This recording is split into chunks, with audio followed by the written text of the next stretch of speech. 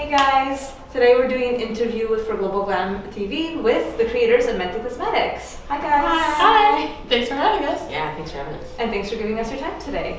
So how did you get the inspiration to start Mented Cosmetics? Sure. So,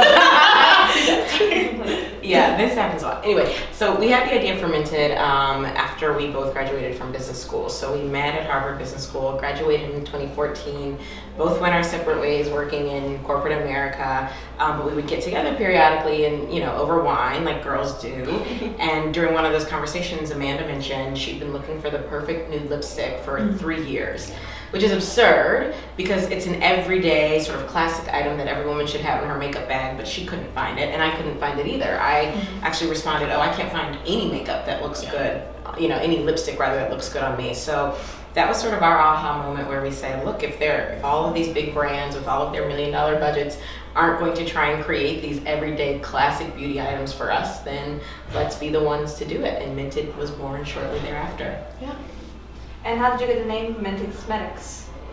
So Mented is short for pigmented because we know what every woman needs, but particularly women of color, is a shade or color, whatever the product is, to really show up. If it doesn't show up, you can't even see it, right? You can't even start talking about it. Sure. Yeah.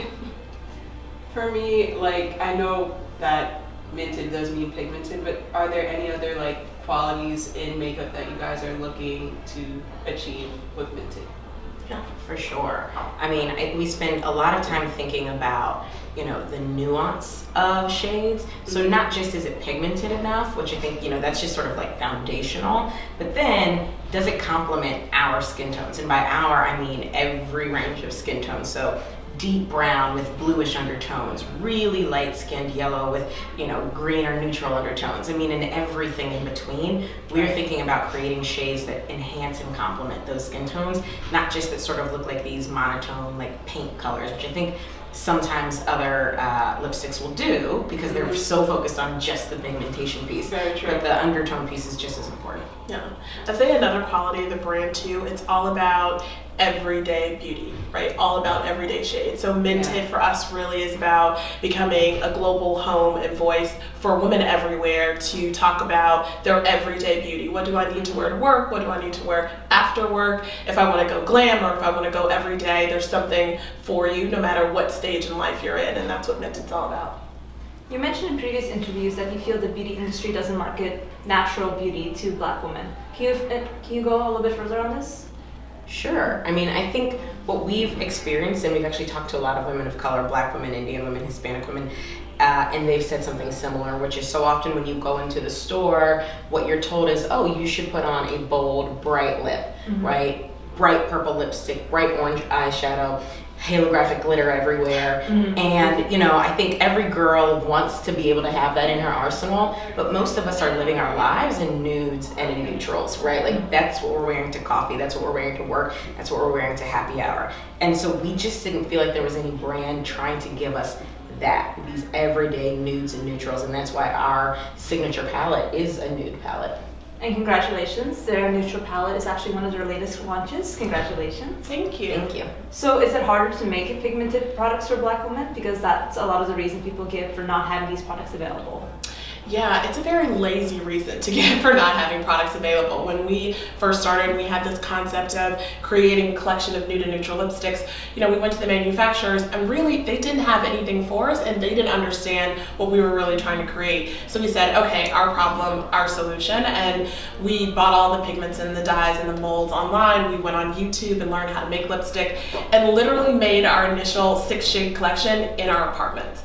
It is not that it is incredibly difficult. It is that a company has to decide to be thoughtful and to prioritize that part of the community. And so women of color have been our priority, the top of our minds, every product we make. And we are, not only thinking about making sure it's pigmented, but as KJ was saying, making sure the undertone is right, making sure the color is right. And when you prioritize that segment of the market, honestly, you just come out with really beautiful shades, really nuanced shades that everybody can wear.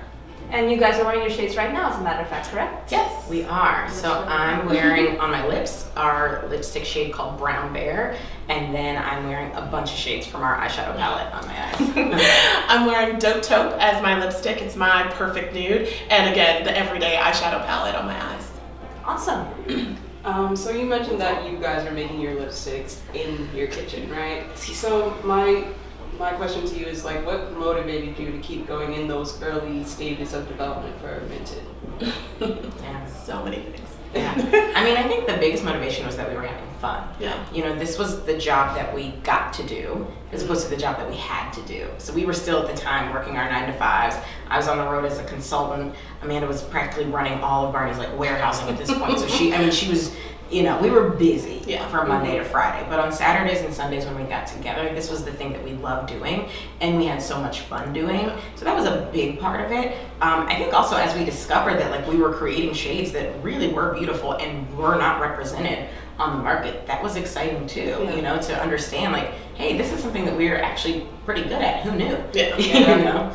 It's just fun to dream with someone that you get along with so well and you're having a good time with. Like to KJ's point, we had a really good time. We would just be laughing and thinking about the company we wanted to create and all the people we wanted to bring along on this journey with us, and that was motivating in and of itself. Yeah. So let's talk about nude. What does nude mean for the beauty industry, and what does nude mean according to you? That's a good question. Yeah, so nude is really a concept, not a color. And I think for so long, nude has been defined as very light pink or beige, right? And that is when you are absolutely catering to primarily Caucasian audience, which makes sense, right? A huge part of the population. As people of color are gaining in terms of, you know, the percent of the population, it's time to rethink those old concepts. So for nude, for us, means your color. It is absolutely a custom individual idea, and that is why when we launched, we didn't launch with one shade that was supposed to be the universal nude for all women of color. No, we launched with a range, and we keep expanding that, and we expand that across beauty categories because we know when it comes to beauty, something so personal, as KJ always says, like it has to be right for you. Yeah, and I would just add to that, what's interesting is Amanda talked about expanding. When we launched, we had 6 nude lipstick shades. And what we heard from our customers was that they loved them, but we kept hearing from the lighter skinned customers of ours saying, I just wish there were more options for me. And that makes sense, right? Amanda and I are both medium to deep brown skinned women, so the collection was catered more to medium to deep brown skinned women. But as soon as we realized that that was a gap, we expanded and we added 3 more shades within 5 months of launching that have actually now become really, really successful shades for us because we listened and because we know nude is not just one thing. What do you think the beauty industry can do to be more inclusive to women of all colors? Yeah. You know, I think, so the example I gave of listening, I think listening is a big part of it. And I think just really wanting to make sure that every woman can find herself in the world of beauty. Mm-hmm. That's been our motto since the beginning. Every woman should be able to find herself in the world of beauty. That's been our mindset since the beginning. It guides every decision we make about product development, about our marketing, right? And I think if more brands had that mindset, that this isn't a game for just, you know, 3 different types of people, it's a game for every different type of person, I think they would find themselves really doing well when it comes to a diverse customer. And to follow up on that, what can consumers do to make sure that we have diversity in beauty? Because it's one thing for people to make it, but if customers aren't saying, we need this, we want this, it won't go anywhere. Mm-hmm. I think customers vote with their dollars and any and everything. So if there are brands out there speaking to you, catering to you, put your money there and the big brands will take notice, right? Like, so all of beauty has had to take a pause and shift because of the different demands coming from different demographics. And we'll see how they all respond, but I think there is a world for lots of different brands that cater to lots of different demographics. And every brand doesn't have to be for everyone. You just got to make sure as a consumer there are brands that are for you and put your dollars behind those brands.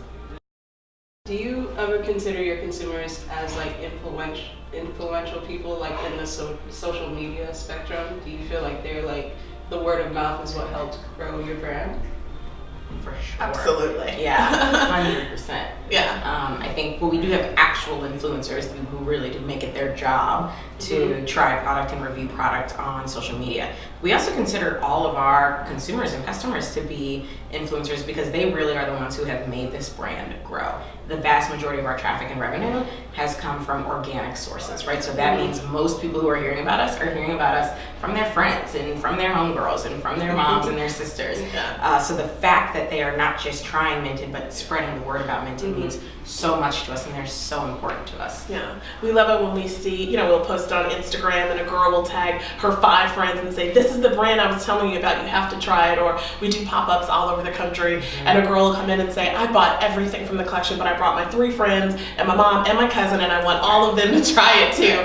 And we love that because we really do feel like we are building a community around the concept of everyday beauty for women of color, and we want everyone to participate and bring all their friends. Yeah. And speaking of influencers, you have actually a fan favorite of both me and Kiosha's, Miss Jackie Aina herself. Yes. How did it feel to get Jackie onto your brand? Oh my gosh. Right. Dream come true. Yeah. I mean, we've been fans of Jackie since forever. I remember watching her in business school, like watching her videos on makeup and just like sort of being like, oh, I'll never be able to do that, but I love watching you do it. But yeah, we've been fans since forever. So the fact that she got the product and just of her own volition decided that she loved it, did a whole video about our entire collection. And then we actually got the chance to speak on a panel with her as well at YouTube. She's just amazing, and we love her, and we love how authentic she is, and we love that she has been an authentic voice for the brand. Yeah, and she's just as kind and funny in person as she comes off in videos. Like she is the real deal, and so it's just fun to be around her. Aside from Miss Jackie herself, is there any other influencers or celebrities you would love to see hyping your brand?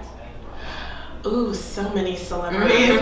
We talk about this all the time, like, if Mindy Kaling and Sofia Vergara and America Ferrera and like all of the black women from Shondaland and Gabrielle Union, and there's so many celebrities where we love their look and they are absolutely achieving gorgeous everyday beats.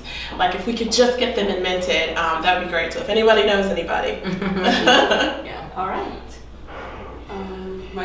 I know for me, like I'm a YouTube addict, so hearing about Jackie and there's another YouTuber I watch, I think her name is Face Over Matter. Yes, we love her. She's great. So is she someone else that you desire to meet or like connect with?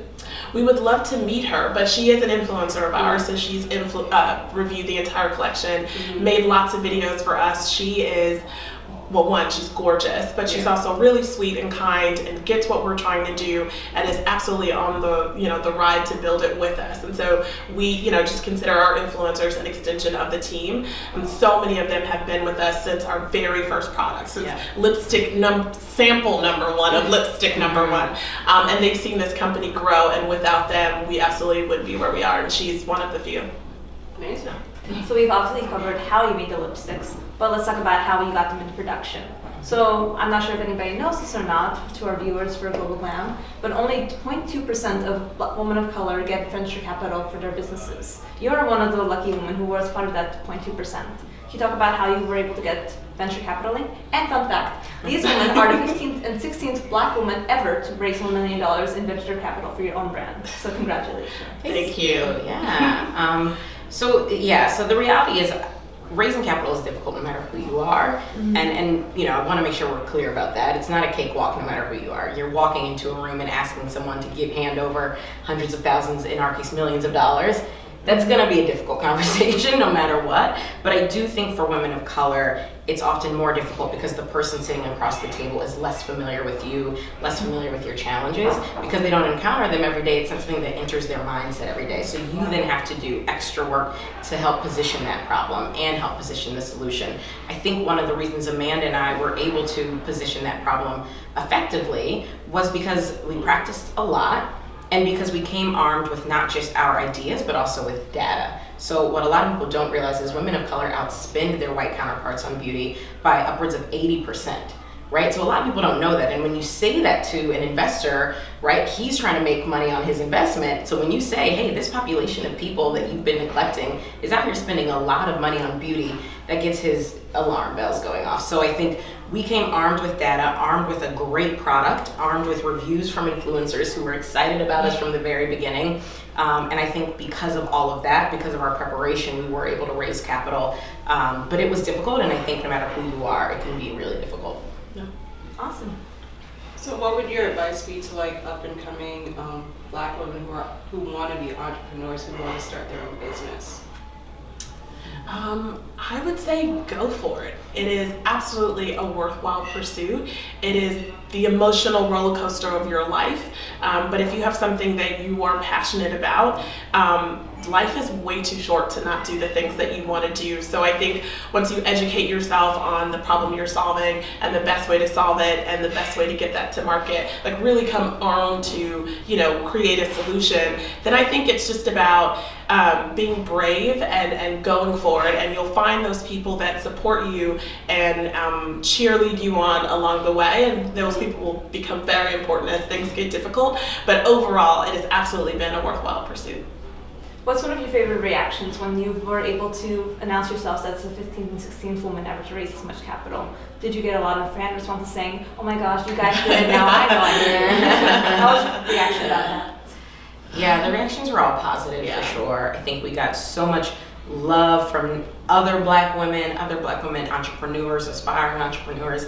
I think we are all, it's like Issa says, we're rooting for everybody black too. And I think at the end of the day, we want to expand the size of the pie. We don't want to be the 15th and 16th who did it and then there's no 17th, right? We want there to be 17th through 1,000 through 10,000, because we think that black women have just as many good ideas as white women who have just as many good ideas as white men, and I think the reality is venture capital is catching up to that. But yeah, to your point, I think the reaction far and wide was just incredibly positive. Yeah, that was a great morning to wake up to. Because actually, I think we were on the West Coast when the article came out from Forbes, and so we were hours behind. And so when we woke up, it was to lots of missed calls and text messages and emails, and so that was a great morning. Yeah. Well, again, congratulations to you two, and hopefully you will not be the last anytime soon. Yeah. So to ask another, let's just talk about the double standard that the makeup industry has. So a lot of people say that we don't offer these products because they don't think anyone will buy them, where shades like Fenty Foundation obviously proved otherwise. So what do you think about the double standard that people won't create shades of foundation or makeup brands for black women because they don't think they'll sell? Then it shows that it's the exact opposite, it's completely sold out. So why haven't they been making more of it? And what do you think about this double standard? Yeah, I would say first and foremost, again, I just think it's kind of lazy. I think there was data 30 years ago to support a different argument for maybe some of the larger brands not pursuing women of color. But as populations have changed, it's just about making those trade-offs and deciding who you're going to prioritize. And I think these larger brands have to get behind their new customer base and the new communities that are out there, and people are going to put dollars behind brands that value them and that give them a truly authentic voice. And I think one of the reasons, many reasons Fenty did so well is that Rihanna said, look, I'm loud, I'm proud, I'm who I am, and I'm for everybody. And so people could really get behind that because she also put the products behind it. So it was authentic brand that people could get behind and products they could use, and that's always going to sell. And to follow up on that, you see a lot of campaigns, maybe there's a few companies out there who promote shades for all women of color when their advertising campaigns are mainly light-skinned women. So for your brand, you actually feature majority or mainly women of color. So let's talk about that. What made you decide to come up with the campaigns you did, and what do you plan to do for future campaigns?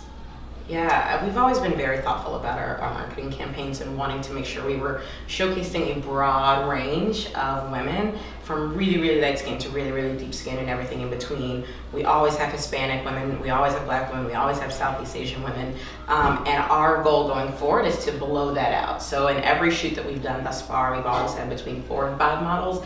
Our hope is by next spring for our campaign, we have more like 10 to 15 models, maybe even more, so that we can showcase even more skin tones. And that for us is just exciting. By the way, it's exciting for us, it's exciting for our makeup artist who loves doing different skin tones. It's exciting for everyone to have so much diversity in the room. Diversity just makes things more fun, and it ups your creativity level. There's no reason not to do it. So for us, that's absolutely expanding, continuing to expand our range is just the fun of it. And what I personally love about makeup as someone who wears it on an almost constant daily basis is that one color that looks good on me is going to appear amazing on her if it just has the right pigment.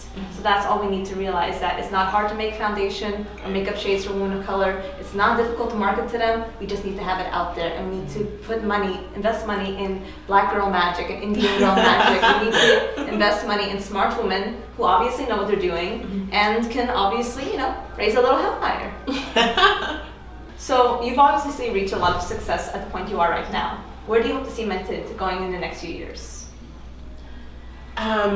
We're so excited for what's next for Mented and what's next after that for Mented. And we have a huge global vision to truly be the home and the voice for women in beauty, and particularly women of color. And so that huge vision, kind of broken down into smaller pieces, is to continue to launch amazing products across different beauty categories over the next couple of years. So you'll see a lot of exciting new launches, to continue to build our community. So as KJ was saying, continue to bring more people into our conversation and our brand and create products and content for them.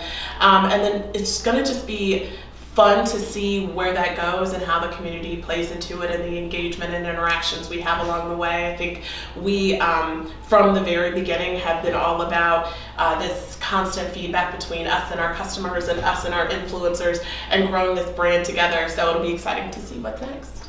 Any thoughts, Suso? Yeah, lots of thoughts. I think at Mented we celebrate the beauty of diversity. And I think that mission is just going to continue to grow as we go global, as Amanda mentioned, as we expand our product lines, as she and I continue to do better and learn more about the beauty industry and about our craft and about managing others. I think there's just so much growth ahead of us, and it's almost hard to put in a box because there's so many different things that we're excited to do. But I think going global and expanding our product line are the biggest goals ahead of us right now. So let's talk about your product line. Right now you have lip glosses out, nail polish, lipstick, eyeshadow. Is there any news that you can give us about your next products? Yeah, we like to keep those things under wraps. So I wish, but just know that there's a lot under works. A lot in the works.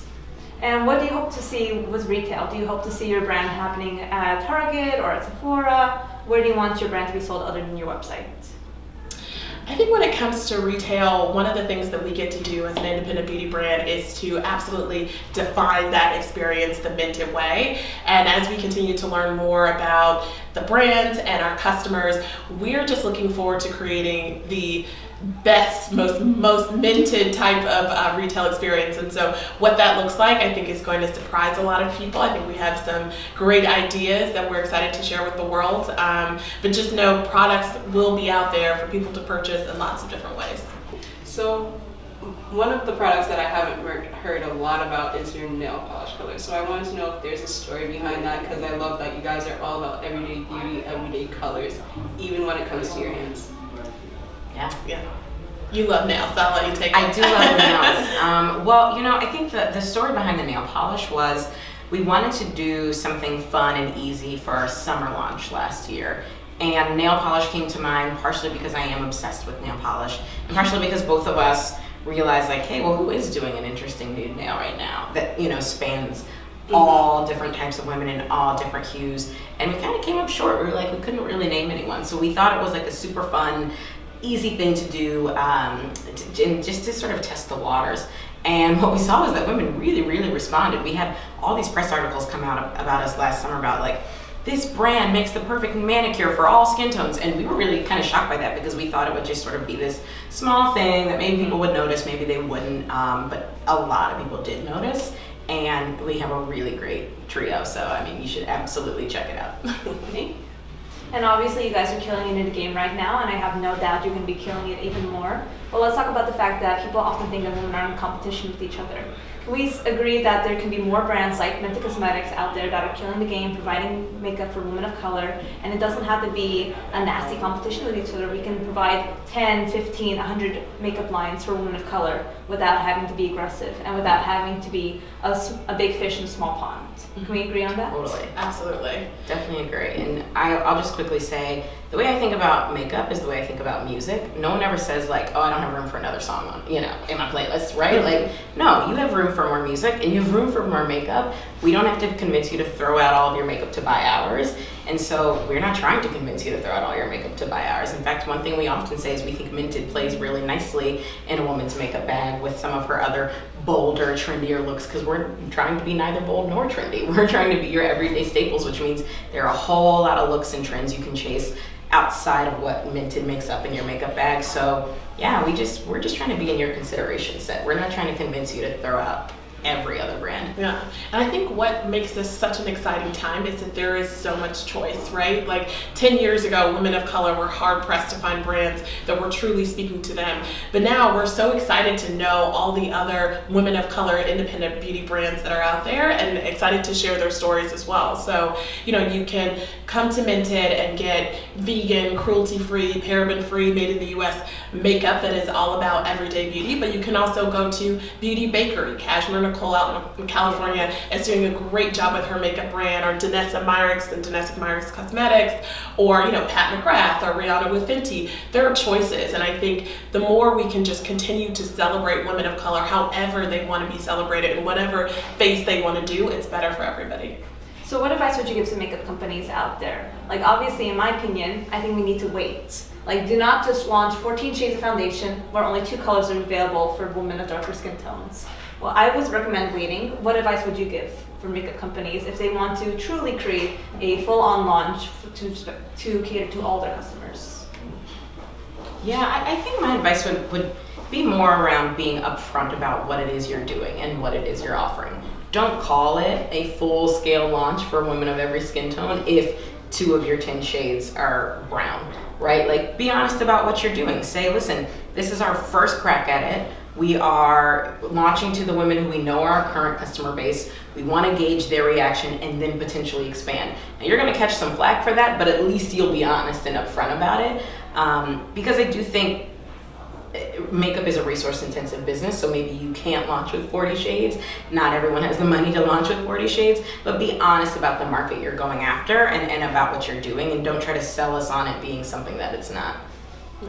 I would just say listen to your customers, right? Like, for these established brands in particular that are coming out with new lines and new taglines, right, and saying they're for everyone, I think they really need to understand what their communities are actually looking for from them as a brand. They might have women of color customers, but if they're only going to them for mascara, they might not need 40 shades of foundation. So I think it's about understanding what you're good at and listening to your community and how they want to grow with you. And then brands can just be more authentic in that way. Yeah, let's not advertise a nude palette that will only suit my skin tone, because I already have enough shades of tan out there. Let's create a few more bolder shades, a few more smoky looks, which we will be exhibiting shortly. All right, thank you guys so much, and we look forward to swatching the makeup with us. So to check out their line, head to mentedcosmetics.com and check out their pop-up shops. And just give a little bit of love, give a little bit of appreciation for the women who are killing it in the game, in the beauty industry, and just a shout out of love and acceptance. All right, guys, till next time. Yeah, thank you.